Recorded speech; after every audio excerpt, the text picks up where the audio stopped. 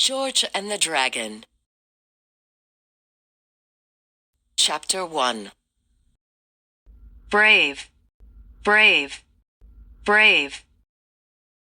Night, night, night. Journey, journey, journey.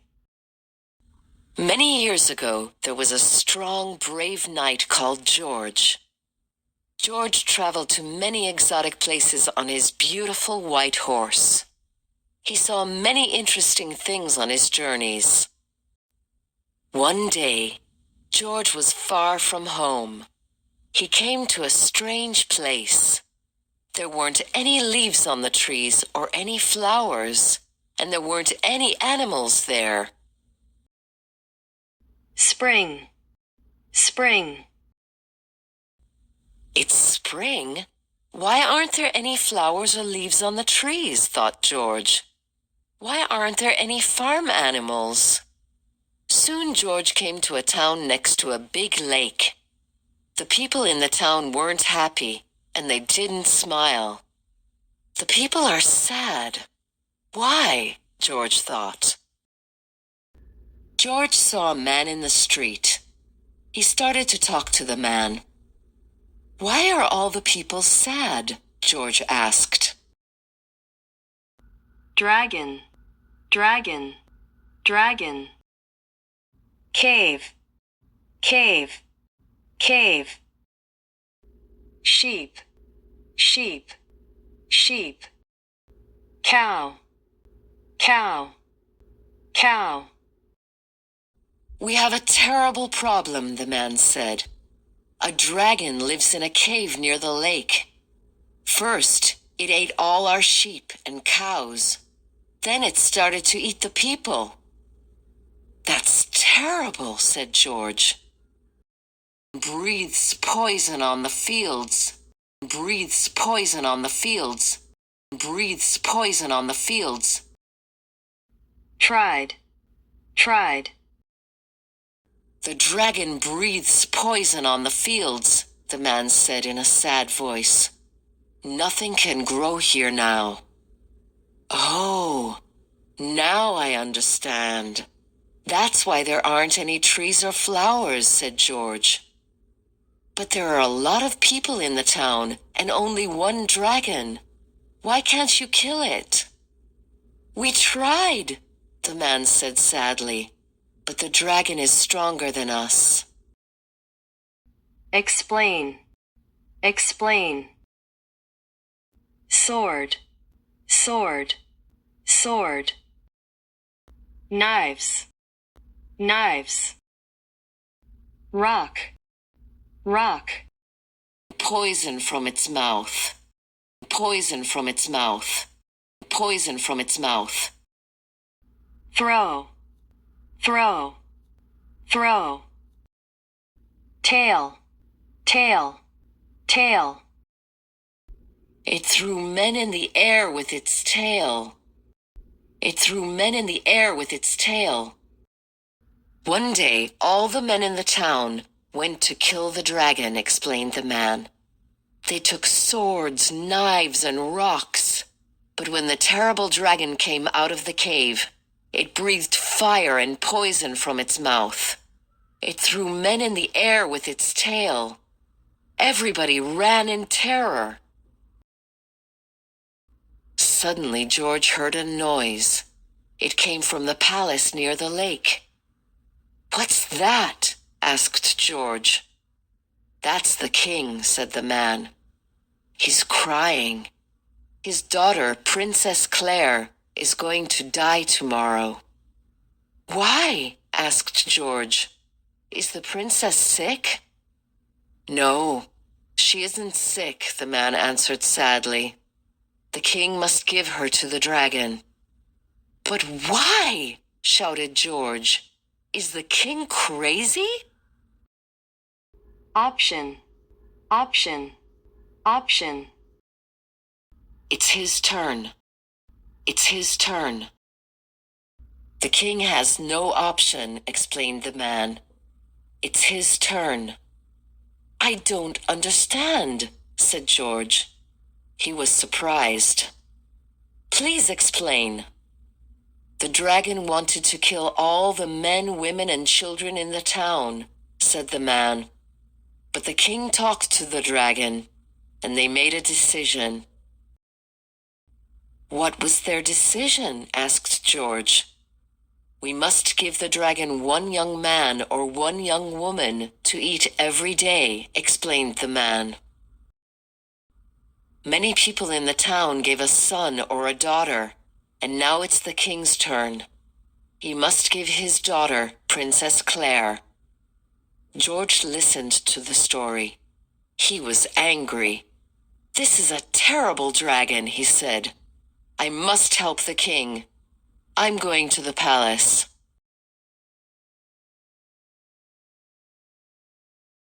George and the Dragon.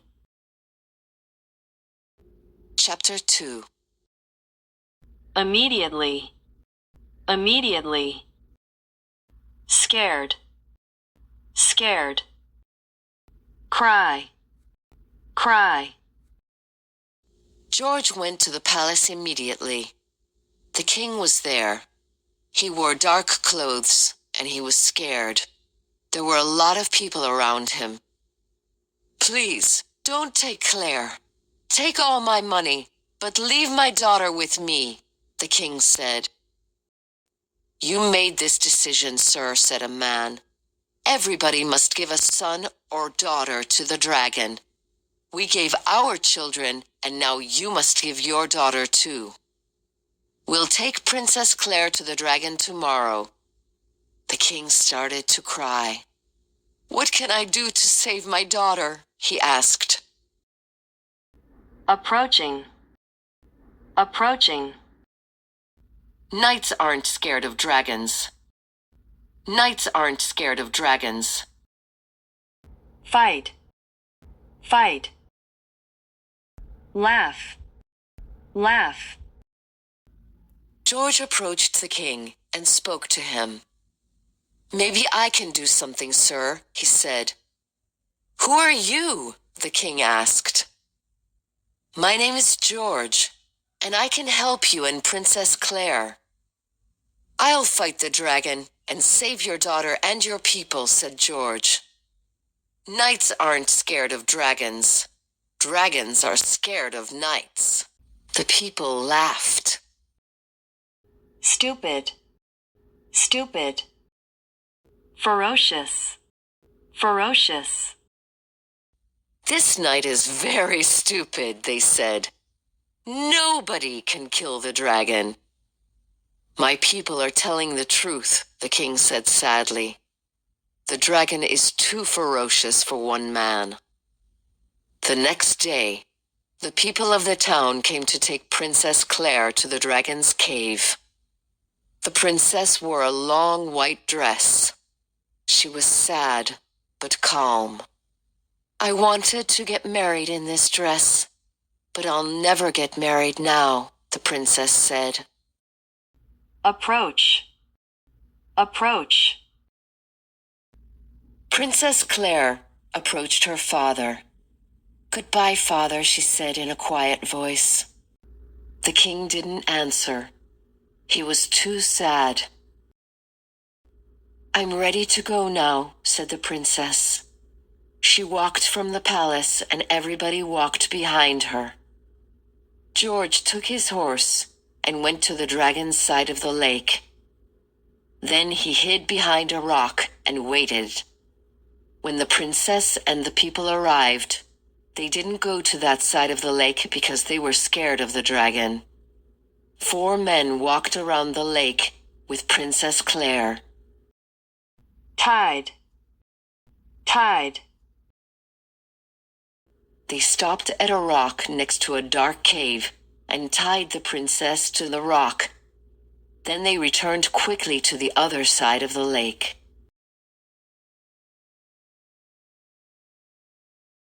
George and the Dragon. Chapter 3. Escape. Escape. Princess Claire was very brave. She didn't cry or try to escape. Come and get me, terrible dragon, she shouted in an angry voice. Don't be scared, princess, shouted George. Who's there? Is it the dragon? The princess asked. No, I'm not the dragon. I'm a knight, and I want to save you, George said. You can't save me, said the princess. Nobody can. Suddenly they heard a loud noise. There was a terrible smell. Then they saw smoke in the cave. The dragon is coming, shouted the princess. She was very scared. You must leave now, or it will kill you too. An orange and yellow fire came out from the cave. George's horse was very scared. It ran to George. Climbed up. Climbed up. Enormous. Enormous. Appear. Appear. There was a tree next to the dragon's cave. George climbed up the tree and waited for the dragon. Soon the dragon's enormous head appeared from the entrance to the cave. It didn't see George in the tree. It saw the princess on the rock and opened its mouth. It started to move to her. Hey, terrible dragon, shouted George. Come and fight me first. Put his sword. Put his sword. Furious. Furious. Tail from side to side. Tail from side to side. Surprised, the dragon looked at George.